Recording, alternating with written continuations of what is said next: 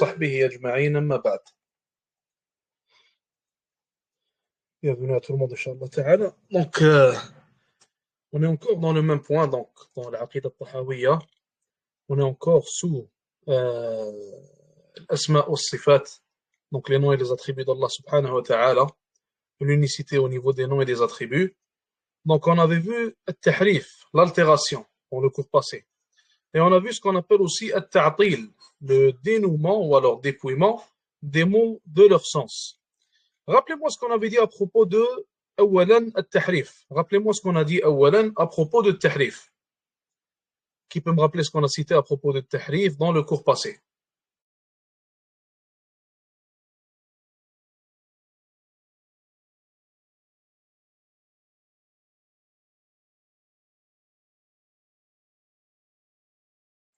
Rappelez-moi c'est quoi le tahrif? Rappelez-moi ce qu'on a dit à propos de ce dernier. Rappelez-moi si on a cité مثلا des individus ou des sectes qui sont tombés dans l'erreur de tahrif, de l'altération. Donc citez-moi ce qu'on a dit dans le cours passé.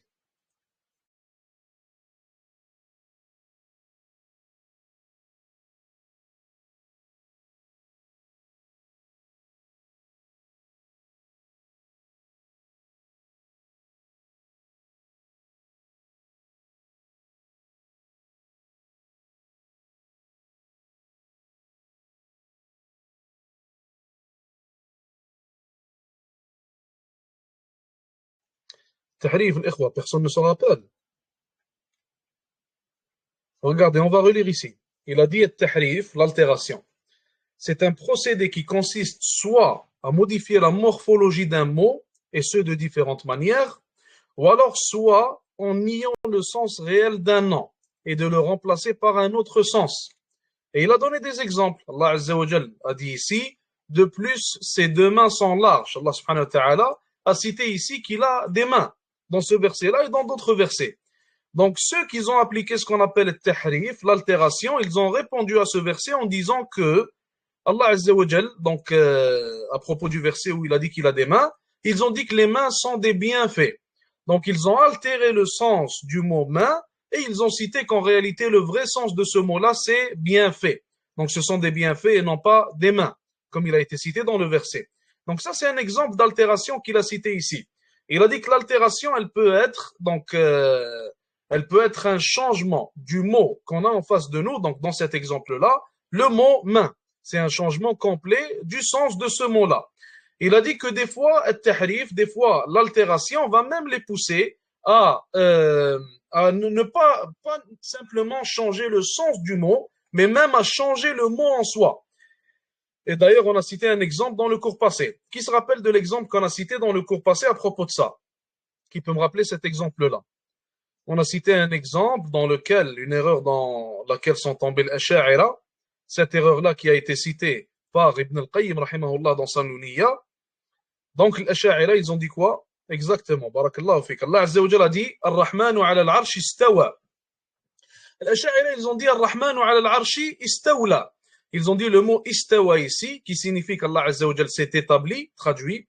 Ils ont dit que ça ne veut pas dire istawa en réalité, mais ça veut dire istawla. Donc ça ne veut pas dire qu'Allah Azza wa Jalla s'est établi, ça veut plutôt dire qu'Allah Azza wa Jalla a en quelque sorte conquéri son trône. Wal'iyadu billah. D'ailleurs, question pour vous. Est-ce que, selon la aqidah d'Ahlus Sunnah wal Jama'a, cette explication, cette définition qu'ils ont donnée, elle est correcte ou non? Est-ce qu'on peut dire qu'Allah Azza wa Jalla a conquéri son trône selon la aqidah d'Ahlus Sunnah wal Jama'a ou non? Pourquoi non? Pourquoi oui, pourquoi non? Donc Adam, tu dis oui, pourquoi oui?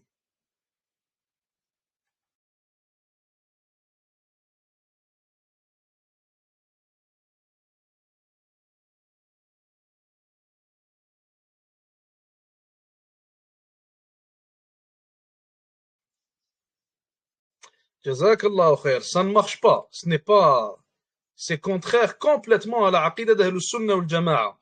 Car dire qu'Allah Azza wa Jalla a conquéri son trône, ça veut dire qu'il n'avait pas contrôle sur son trône auparavant, avant de l'avoir conquéri.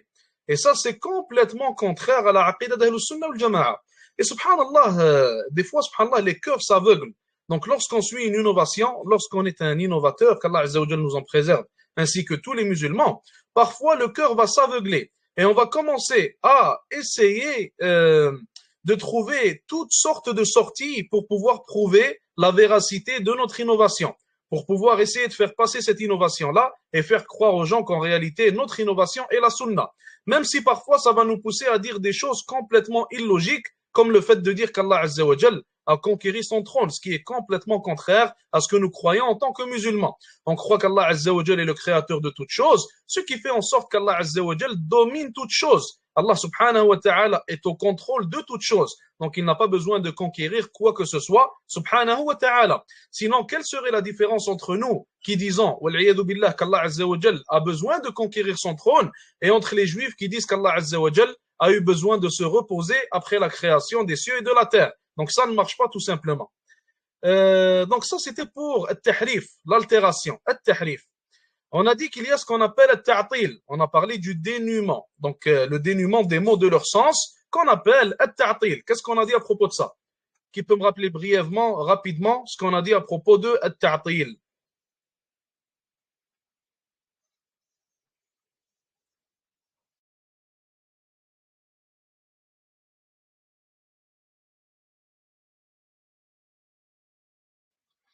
Le ta'til, exactement, c'est le fait de dépouiller les mots de leur sens en quelque sorte. On a dit que ta'til, c'est le point commun entre toutes les sectes qui renient les attributs et les noms d'Allah Azza wa Jal. Est-ce que c'est vrai?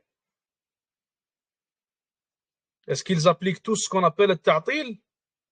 Est-ce que ma parole, elle est vraie?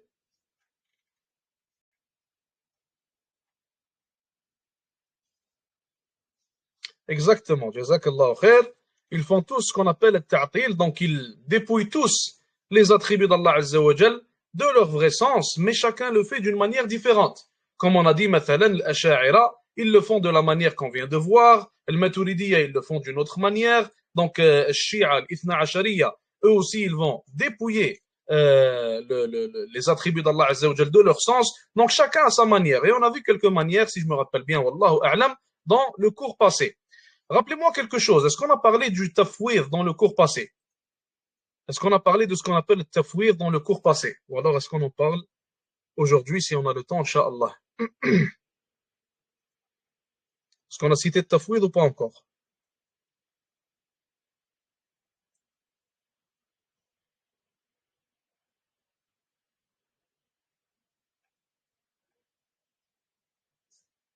On l'a pas cité. On va le citer dans ce cours, Inch'Allah. C'est bon, on continue alors. Donc on est à la page 36, 6.3. Qu'Allah Azza wa Jal nous facilite et nous accorde la sincérité. Donc il dit ici, l'assimilation ou alors la comparaison. Donc c'est ce qu'on appelle en arabe at-tashbih. C'est ce qu'on appelle en arabe at-tashbih. Une autre manière en réalité de dénuer donc les attributs d'Allah Azza wa Jal de leur sens. Cette manière-là qu'on appelle at-tashbih qu'on va voir Inch'Allah dans les prochaines lignes. Donc il dit ici, rahimahullah, le sens réel des noms et des attributs d'Allah Azza wa Jal n'implique pas nécessairement l'assimilation ou la comparaison avec les créatures. La description est relative à ce qui est décrit. Si Allah subhanahu wa ta'ala est incomparable aux créatures, ces descriptions le sont également. Allah Azza wa Jal dit dans le Coran, il n'y a rien qui lui soit semblable et il est celui qui voit et qui entend. Allah Azza wa Jal dit, il n'a pas d'égal. Allah subhanahu wa ta'ala dit aussi, Allah possède l'exemple le plus haut et il est le puissant, le sage. Dans le premier verset, il y a à la fois une preuve irréfutable contre tout propos anthropomorphiste. Et on a dit que l'anthropomorphiste, de quoi est-ce qu'il nous parle ici lorsqu'il utilise ce terme? Il nous parle de ce qu'on appelle en arabe at-tajsim. At-tajsim, c'est quoi? C'est le fait de comparer Allah Azza wa Jalla aux êtres humains et de dire qu'il a un corps comme celui des êtres humains, qu'il ressemble aux êtres humains, etc.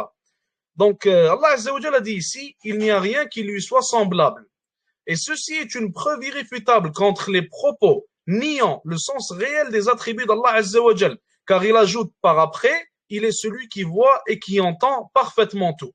Question pour vous. Lorsqu'on vous dit maintenant qu'Allah Azza wa Jal a une main, comment est-ce que vous imaginez la main d'Allah subhanahu wa ta'ala? Si je vous dis Allah Azza wa Jal a une main, comment est-ce que vous imaginez la main d'Allah subhanahu wa ta'ala?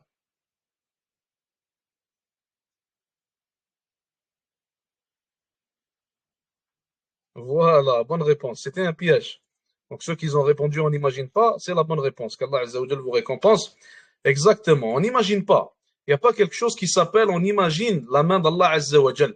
Et les savants d'ailleurs ils disent, subhanallah, une règle qui aide beaucoup, surtout lorsqu'on est à ses débuts dans Talab al-Ilm. Rappelez-vous de cette règle-là à propos des attributs d'Allah Azza wa Jal. Donc la règle est la suivante. Tout ce qui te vient à la tête, tout ce que tu imagines après avoir entendu un attribut d'Allah Azza wa Jal, alors sache qu'Allah subhanahu wa ta'ala n'est pas similaire à ton imagination et qu'il n'a rien à voir avec ton imagination.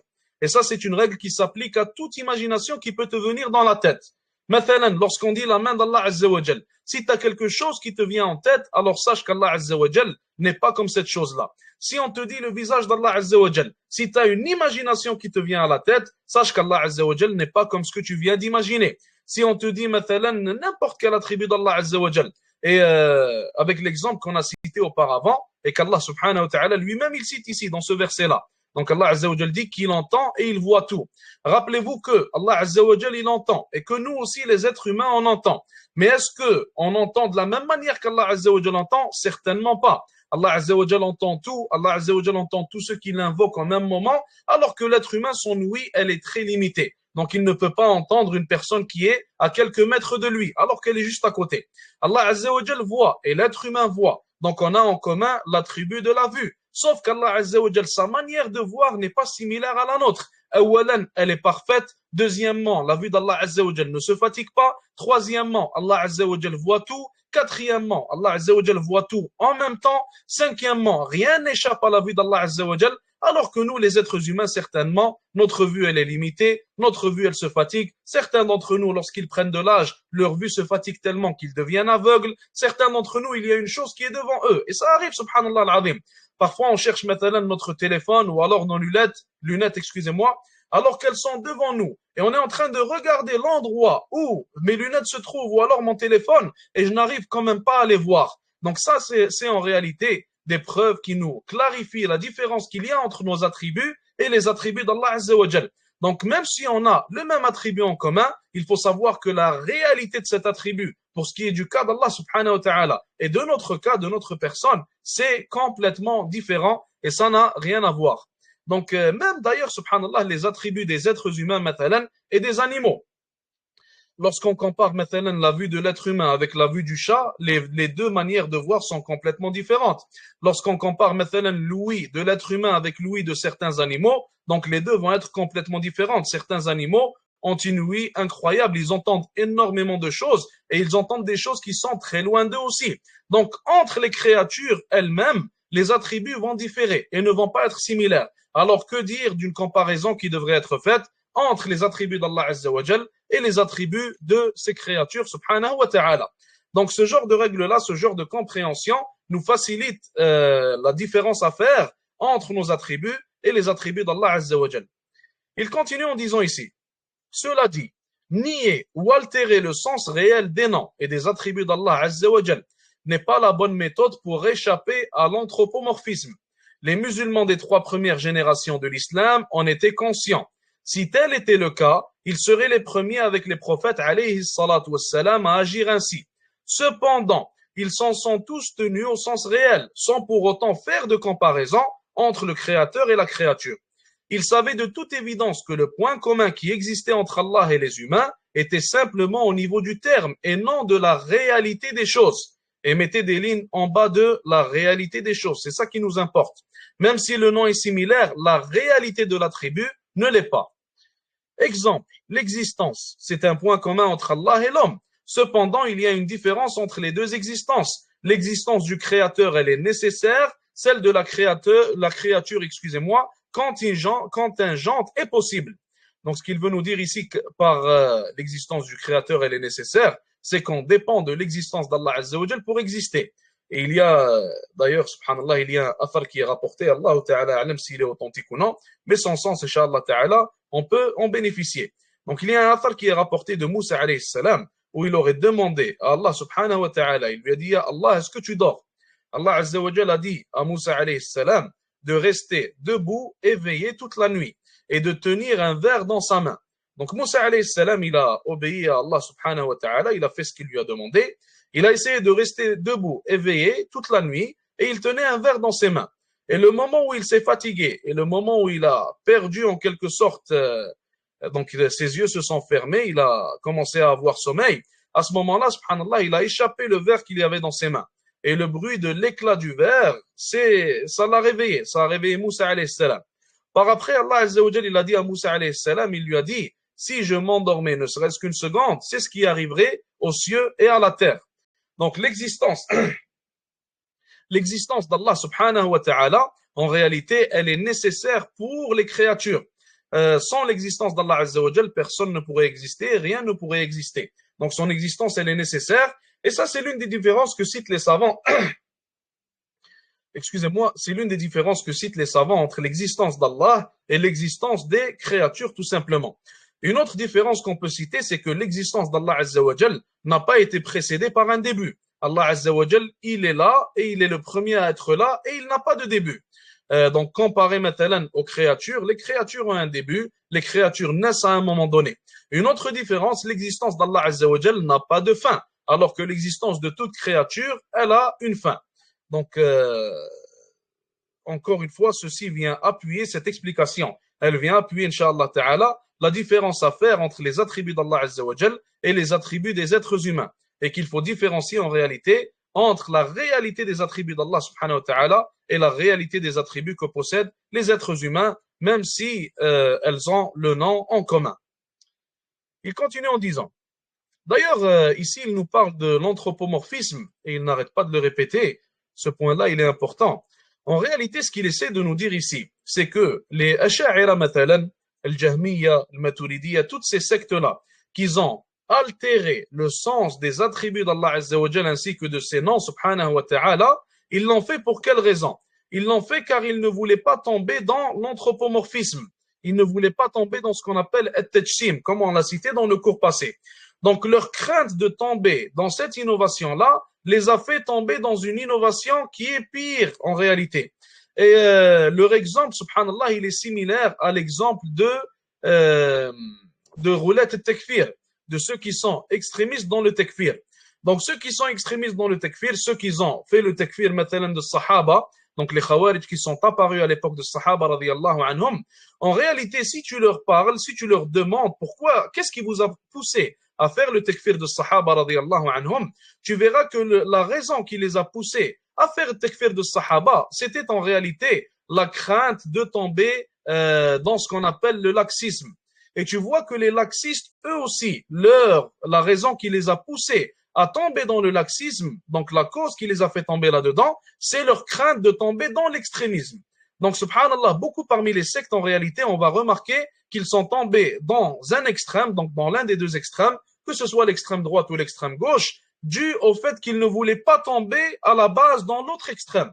Donc, leur crainte de tomber dans l'un des deux extrêmes les a fait tomber dans l'autre extrême en réalité. Alors qu'Ahlus Sunnah wal Jama'a, ils sont au milieu. Ahlus Sunnah wal Jama'a sont des gens du juste milieu, tout comme la Ummah de l'islam, donc tout comme les musulmans, sont des gens du milieu, du juste milieu, comparés aux gens des autres religions.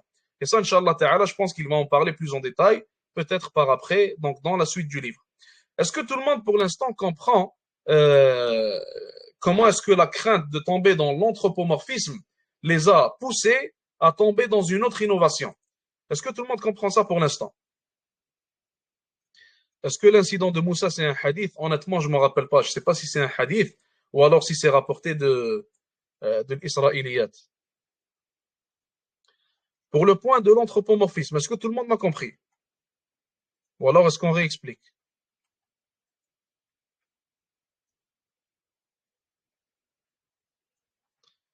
Tout le monde comprend, on continue, Inch'Allah. Donc, ils ont eu peur de tomber dans une bid'a, ils sont tombés dans une autre bid'a.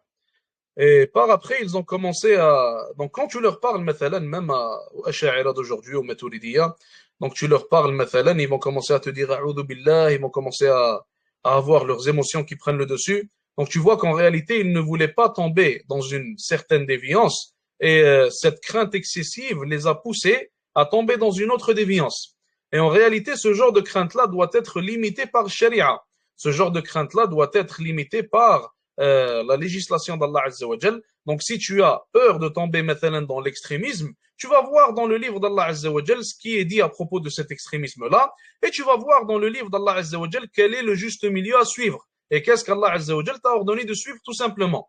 Donc tu ne vas pas rejeter l'extrémisme, et puis par après, tu vas commencer à t'inventer ta propre aqida, ta propre croyance, due à tes émotions qu'ils ont pris le dessus. Non, si tu crains quelque chose, alors tu reviens au Coran et à la Sunna pour trouver la solution à cette crainte et pour trouver quel chemin suivre, tout simplement. Il continue en disant, de même pour la vie, donc la vie d'Allah Azza wa Jal, qui est à la base commune au Créateur et à la créature. Donc Allah Azza wa Jal, il est vivant et nous aussi, on est vivants. Donc on a ça de commun. Cependant, la vie du Créateur est éternelle, n'ayant jamais connu de commencement et ne connaîtra jamais de fin. Celle de la créature est temporelle. Elle a eu un commencement, ce qui signifie qu'elle fut précédée de l'inexistence et elle aura une fin, car elle est exposée à l'anéantissement. De même pour la science, elle est à la base commune au Créateur et à la créature. Donc la science, qu'il parle ici de la science, il parle de la connaissance. Allah Azza wa Jal a une science et l'être humain lui aussi, il a une certaine science qu'Allah Azza wa Jal lui a apprise. Et nous allons voir la différence entre les deux. Il nous dit ici, cependant, la science du Créateur fait partie de lui-même. Il n'est pas allé l'acquérir et de plus, elle n'a jamais été précédée de l'ignorance, ni affectée par l'oubli. Remarquez que la science d'Allah Azza wa Jal ici, il nous a cité trois différences avec cette science-là, donc avec la science des êtres humains. Allah Azza wa Jal, awalan, premièrement, sa science fait partie de lui. Il n'est pas allé l'acquérir. Qu'est-ce qu'il veut dire par là d'après vous? Qu'est-ce qu'on veut dire lorsqu'on dit que la science d'Allah Azza wa Jal fait partie de lui? Il n'est pas allé l'acquérir. Qu'est-ce qui est voulu par là?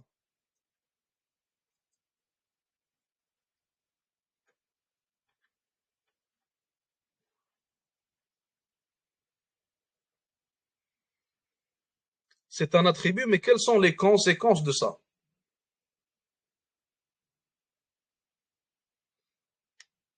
Est-ce qu'Allah Azza wa Jal, mathalan, wal billah, il a besoin d'apprendre quelque chose?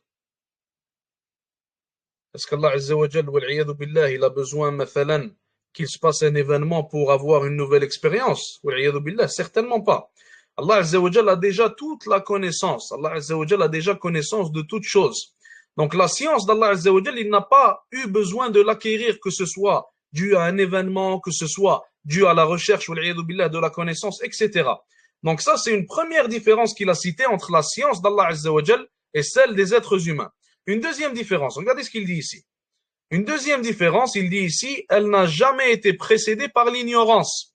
Allah Azza wa Jal n'a jamais été ignorant et puis par après, wal billah, il est devenu connaisseur ou alors il est devenu savant ou quoi que ce soit. Wal billah. Allah Azza wa Jal a toujours eu ce savoir-là et il a toujours eu cette science-là. Contrairement à l'être humain. L'être humain, il naît ignorant. Et par après, au courant de sa vie, il va rechercher la science et il va l'apprendre. Un troisième point, elle n'a pas été affectée par l'oubli. Allah Azza wa Jal n'oublie pas, certainement. Allah Azza wa Jal n'oublie pas et aussi il ne fait aucune erreur, subhanahu wa ta'ala. Contrairement à l'être humain. Parfois, l'être humain, il apprend une chose dans la journée et à la fin de la journée, il l'oublie. Parfois, l'être humain, il va mémoriser quelque chose et par après, il va oublier ce qu'il a mémorisé. Donc, même si on a le même attribut, donc le même nom en réalité d'attribut en commun, nous et Allah Azza wa Jal, qui est la science, la réalité de cet attribut-là entre nous et entre Allah subhanahu wa ta'ala va être complètement différente et va complètement différer. On continue. Il dit ici, c'est la science divine absolue et parfaite. Quant à la science de l'homme, il la reçoit, donc il l'apprend. La partie concernant la connaissance sur Allah Azza wa Jal, l'homme l'a reçue du Seigneur avant son arrivée en ce monde. Au cours de sa vie, l'homme reçoit une partie de la connaissance. Question pour vous. Quand il nous dit l'homme l'a reçu de son Seigneur avant son arrivée dans ce monde, il parle de quoi? Est-ce qu'il parle de la charia ici? Pensez-y, on l'a cité dans les premiers cours. Il nous dit ici la science, donc la partie concernant la connaissance sur Allah, l'homme l'a reçu du Seigneur avant son arrivée en ce monde. La fitra, jazakallahu khair, exactement. Donc l'être humain, de par sa fitra, de par sa nature, de par ce qu'Allah Azza wa Jalla a mis comme connaissance en lui, même avant qu'il naisse, l'être humain sait qu'il y a un créateur. L'être humain sait qu'il y a un être divin, tout simplement. Donc c'est de ça qu'il nous parle ici. On continue. Il dit ici, au cours de sa vie, l'homme reçoit une partie de la connaissance en allant l'acquérir. Donc, مثلا, le fait d'apprendre le ilm.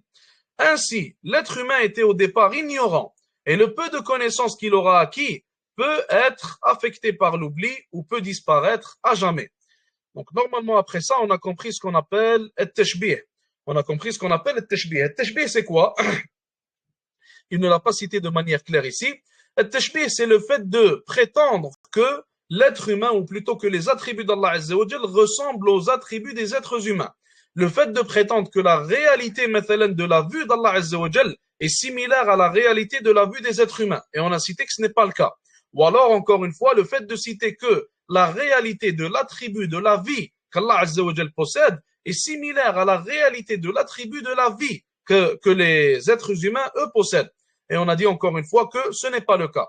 Donc, normalement, Inch'Allah Ta'ala, après ça, on a compris ce qu'on appelle التشبيه, qui est l'assimilation ou alors la comparaison. Donc, on pourrait dire plus la comparaison, wallahu a'lam, plus le fait de comparer la réalité de l'attribut d'Allah Azza wa Jal avec la réalité de l'attribut des créatures, tout simplement. Donc, 6.4, les sunnites, donc le sunnah ou le jama'a, ne s'interrogent pas sur l'essence des attributs d'Allah Azza wa Jal. C'est ce qu'on appelle en arabe el-kayfiyya. Et le fait de s'interroger sur l'essence des attributs d'Allah Azza wa Jal, ce qui est une chose à ne pas faire, on appelle ça at-takyif. On appelle ça at-takyif en arabe. Et on va voir ça, Inch'Allah Ta'ala, dans les prochaines lignes. Donc il dit ici, rahmatullahi alayhi wa jazahullahu khayr, il dit ici, sans aucun doute, il y a pour tout ce qui existe une essence. L'essence d'Allah Azza wa Jal et de ses attributs reste un mystère pour l'homme, car ni le Coran, ni la Sunna, ni les compagnons, ni la génération suivante qui a hérité de leur enseignement n'a fait part de ce fait. Au contraire, tous condamnent toute tentative de découvrir l'essence d'Allah Azza wa Jal et de ses attributs. Allah subhanahu wa ta'ala dit dans le Coran, dit, mon Seigneur a interdit. Donc il a cité certaines choses et à la fin du verset, Allah Azza wa Jal a dit, et de parler à son sujet sans connaissance. Donc il est interdit de parler au sujet d'Allah Azza wa Jal si on n'a pas un verset du Coran ou alors un hadith appuyant ce qu'on est en train de dire et prouvant la véracité de ce qu'on est en train de dire. Allah Azza wa Jal dit aussi, ne poursuis pas ce dont tu n'as pas connaissance. Certes, pour l'ouïe, la vue et le cœur, il sera demandé des comptes. Question pour vous. Question pour vous. Il nous dit ici que l'essence d'Allah et de ses attributs reste un mystère pour l'homme. L'essence d'Allah et de ses attributs reste un mystère pour l'homme. Expliquez-moi cette parole.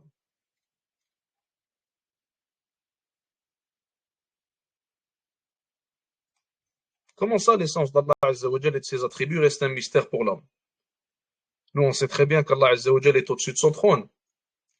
On sait très bien, mathalan, qu'Allah Azza wa Jal est vivant, il ne meurt jamais.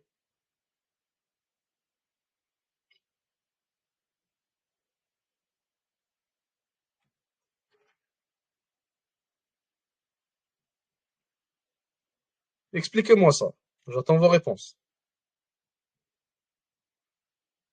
Comment ça, l'essence des attributs d'Allah Azza wa Jal, on l'ignore?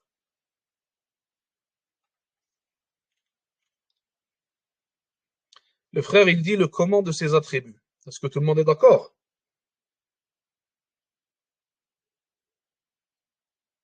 Pourquoi non?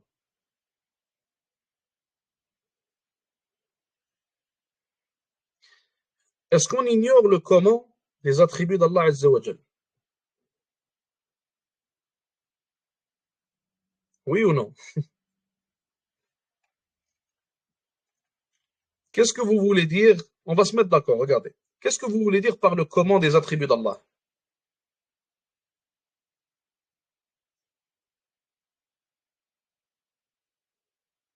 Je vous donne un exemple, on va faciliter, Inch'Allah, la tâche. Allah Azza wa Jal a une main. Est-ce que là, on parle du comment? Allah Azza wa Jal a une main. Est-ce que là, on parle du comment? Là, on parle de quoi alors? Si on ne parle pas du comment dans ce cas-là, on parle de quoi? On parle du sens de l'attribut. Jazakallahu khair. Donc là, le sens de l'attribut qui est la main, est-ce qu'on l'ignore ou non? Est-ce qu'on ignore le sens de l'attribut ou non? On l'ignore pas. Quand Allah Azza wa Jal te dit visage, tu n'ignores pas le sens du visage. Main, tu n'ignores pas le sens de la main. Il est au-dessus de son trône, il s'est établi, tu n'ignores pas le sens non plus. Parfait, on s'entend sur ça. Maintenant, si je vous dis Allah Azza wa Jal a une main qui ressemble à ceci et à cela, est-ce que je suis rentré dans le comment ou non? Je vous dis Allah Azza wa Jal il a une main qui ressemble à la main de telle chose, etc. Allah Azza wa Jal il a un visage qui ressemble à ceci, à cela. Est-ce que là je suis rentré dans le comment ou non?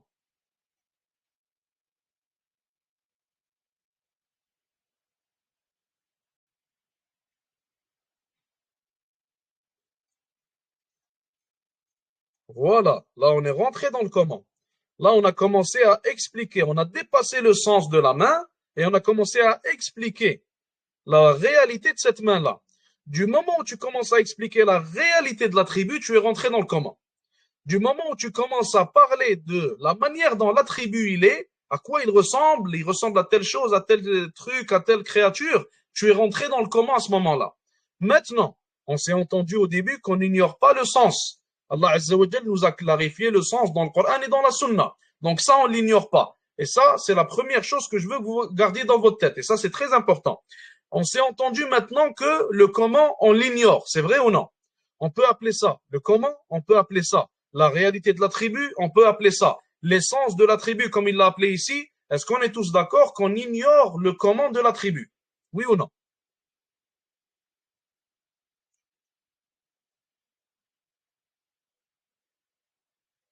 Si vous n'avez pas compris, dites-le moi, Inch'Allah, et on répète l'explication. Tout le monde est d'accord? Parfait. On est d'accord sur ça. Pourquoi est-ce que je vous parle de ce point? Car ce point-là, il est utilisé par certaines sectes qui ont dévié à propos des attributs d'Allah Azza wa Jal. Ils vont jouer avec les mots et ils vont te faire croire qu'on ignore le sens et le comment. Alors que nous, Ahlus Sunnah wal Jama'a, on dit qu'on ignore le comment. Il n'y a pas de problème avec ça.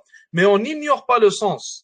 Et eux, ils vont te dire quoi? Ils vont te dire qu'on ignore le sens en voulant te dire qu'on ignore, excusez-moi, le comment. Donc, ils te font croire qu'ils sont d'accord avec toi en voulant dire en réalité qu'ils ignorent aussi le sens. Et ça, c'est ce qu'on appelle al-mufawwida. Et non pas seulement le mufawwida.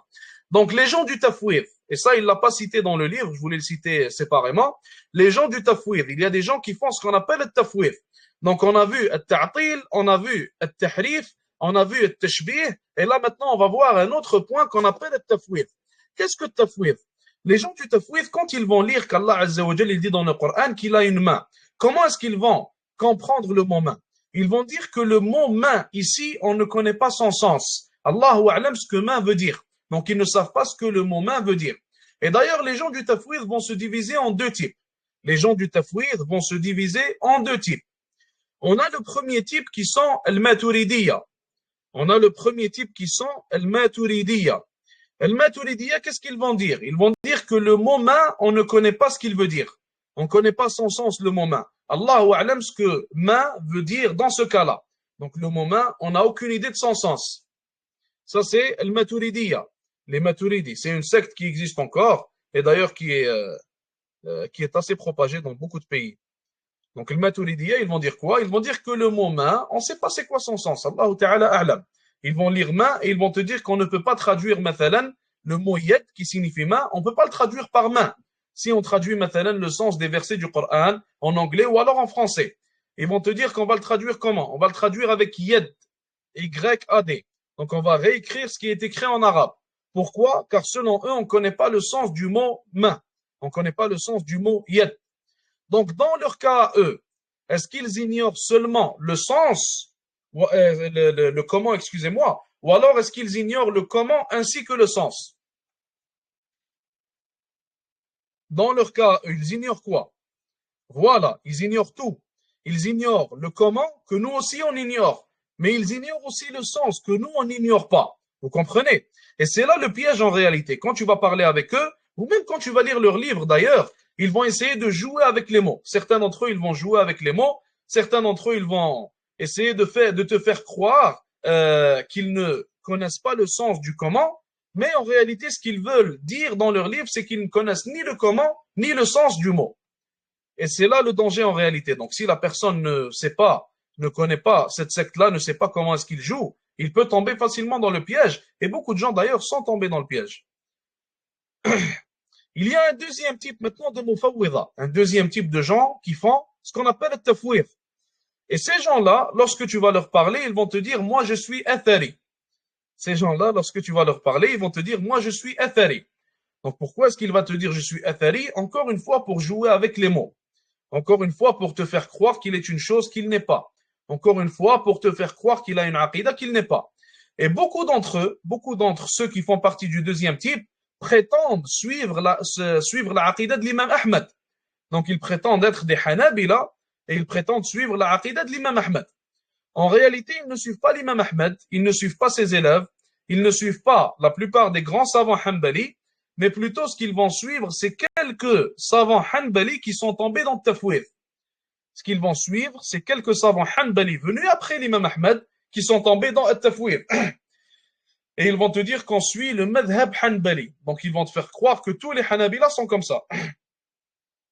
Et ceci d'ailleurs, seulement une personne qui ignore le madhab Hanbali peut tomber dans cette erreur, car on sait très bien quel livre est-ce que l'imam Ahmed il a écrit, quel livre est-ce que son fils il a écrit, مثلا son livre Radd ala al-Zanadiqa wal-Jahmiyya, donc ce livre-là où il a clairement clarifié sa aqidah, rahimahullah, le livre Sunnah de Abdullah, fils de l'imam Ahmed, où il a clarifié la aqidah de son père ainsi que la sienne. Et d'ailleurs, les paroles rapportées dans ce livre-là, la plupart étaient du père de Abdullah, donc de l'imam Ahmed directement. Donc la aqidah de l'imam Ahmed, elle est claire. Elle a aussi été clarifiée par ceux qui sont venus après lui, comme Ibn Qudam al-Maqdisi, rahimahullah, donc avec ses livres de aqidah. Donc, ils vont te faire croire qu'ils sont des Hanabila, qu'ils sont des Athari, etc. La différence entre le Maturidiyya et entre eux, dans le tafwid, c'est que ce deuxième type-là, ils vont te dire que le mot yed, il a différentes significations dans la langue arabe. Ils vont te dire que le mot yed, il a différentes significations dans la langue arabe. Je vous cite un exemple, donc un exemple qui n'est pas vrai certainement, mais seulement pour vous faciliter la compréhension. Imaginons maintenant que le mot yed, il signifie premièrement main, il signifie deuxièmement ordinateur, il signifie troisièmement maison, il signifie quatrièmement voiture. Maintenant, juste un exemple. Lorsque tu vas leur parler et lorsque eux vont lire ce verset-là où c'est écrit yed, ils vont dire on ne sait pas laquelle des quatre significations est voulue ici dans ce verset-là.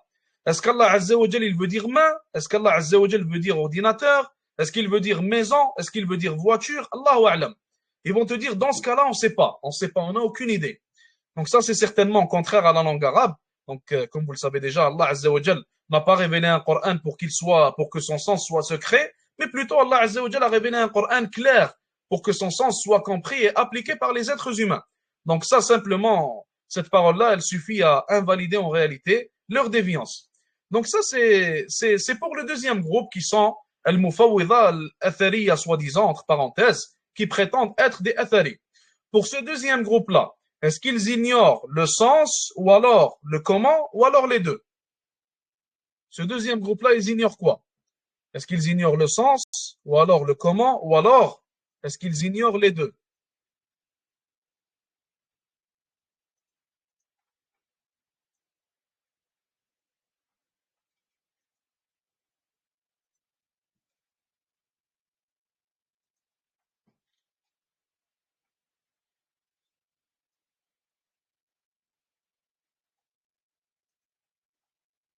Les deux, pourquoi les deux?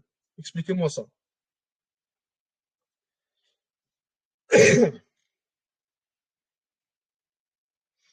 Ils connaissent le sens mais ne le choisissent pas. Certainement, il faut savoir qu'ils connaissent tous le sens. Que ce soit le Jahmiya, que ce soit l'Asha'ira, que ce soit le Maturidiyya, que ce soit ces Mufawwidha-là. Donc ils connaissent tous le sens, mais ils veulent jouer à droite et à gauche en réalité. Et l'une des réponses d'ailleurs, subhanallah, que les savants utilisent pour réfuter cette déviance, ils leur disent maintenant, vu que vous ne connaissez pas le sens de ces versets-là, comment est-ce que vous avez su que ces versets-là font partie des versets des attributs d'Allah Azza wa Jal? Si toi tu sais pas que ici il s'agit d'une main, comment est-ce que tu as su qu'il s'agit d'un attribut d'Allah Azza wa Jal qui est cité dans ce verset? Si Allah Azza wa Jal aurait parlé d'une voiture, tu n'aurais pas su que Mathalan, c'est un verset d'attribut. Si on aurait parlé d'un ordinateur, tu n'aurais pas su ça non plus. Donc, pour le savoir, il faut que tu saches qu'ici, le sens voulu, c'est main.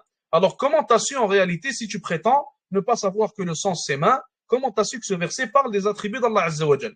Donc, ça, c'est l'une des réponses, mais voilà. Donc, je pense que là, vous avez compris, Inch'Allah Ta'ala. Eux, ils ignorent le sens et en plus de ça, ils ignorent le comment. Alors, qu'est le sunnah ou le jama'a? On connaît le sens, comme on va le voir dans les prochaines lignes, et on ignore le comment seulement. Donc, on n'ignore pas le sens et le comment, comme le disent certains. On ignore le sens, le comment, sans ignorer le sens, tout simplement. Le sens se comprend avec la phrase, oui, certainement.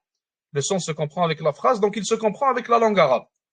Allah Azza wa Jalla a fait exprès de révéler ce Coran en une langue arabe comprise par Quraysh. Comme ça, ils le comprennent.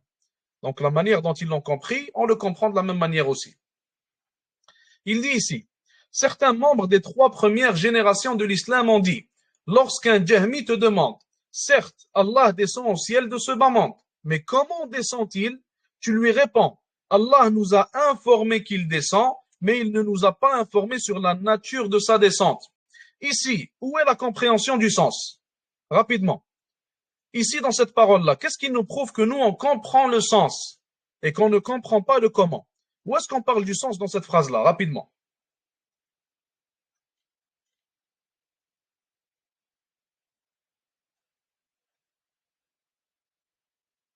Je vous répète la phrase, on dirait que vous n'avez pas compris. Il a dit, lorsqu'un Jahmi te demande, certes, Allah descend au ciel de ce bas monde, mais comment descend-il? Tu lui réponds, Allah nous a informé qu'il descend, mais il ne nous a pas informé sur la nature de sa descente. Où est-ce qu'on parle du sens dans cette phrase-là, dans cette réponse, et où est-ce qu'on parle du comment? Où est-ce qu'on parle du sens dans cette phrase, et où est-ce qu'on parle du comment?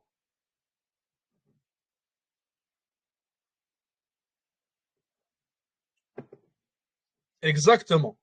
Le sens, on en parle dans le fait qu'on sache qu'il descend. Il nous a dit ici, Allah nous a informé qu'il descend. Ça veut dire quoi? Ça veut dire qu'on a compris le sens. On a compris qu'Allah Azza wa Jal descend. Donc le sens, on le comprend. Et après, comme vous avez dit, Jazakumullah khair, le comment, on le trouve dans le restant de la phrase. Mais il ne nous a pas informé sur la nature de sa descente.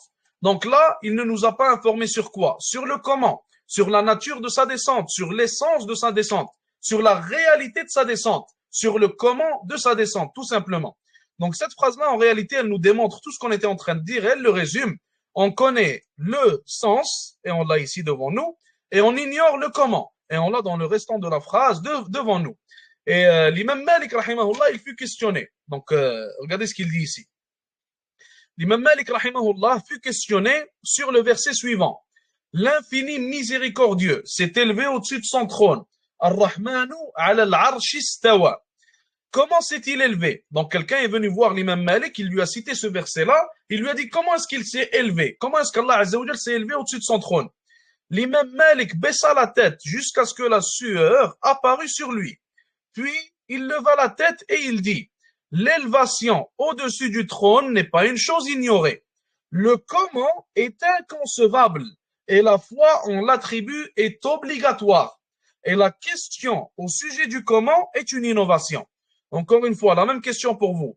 Où dans cette phrase, où est-ce que dans cette réponse, on peut trouver l'établissement du sens? Où est-ce qu'on peut trouver le fait qu'on connaisse le sens dans cette réponse-là? Et où est-ce qu'on peut trouver le fait qu'on ignore le comment dans cette phrase? Rapidement.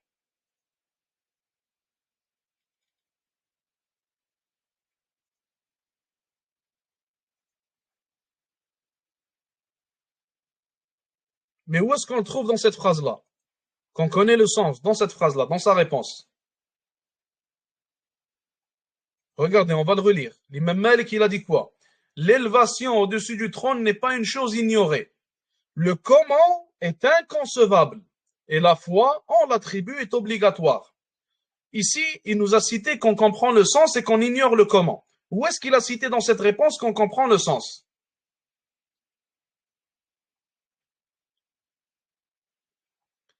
Exactement. L'élévation au-dessus du trône n'est pas une chose ignorée. Ça veut dire qu'il est en train de nous dire ici que le sens n'est pas ignoré. On le sait, on le connaît. on connaît le sens de l'attribut. C'est quoi le sens dans ce cas-là? C'est l'élévation, c'est l'istiwa. Donc on connaît le sens dans ce cas-là. Et après, il nous dit que le comment, on ne le connaît pas. Où est-ce qu'il nous dit ça?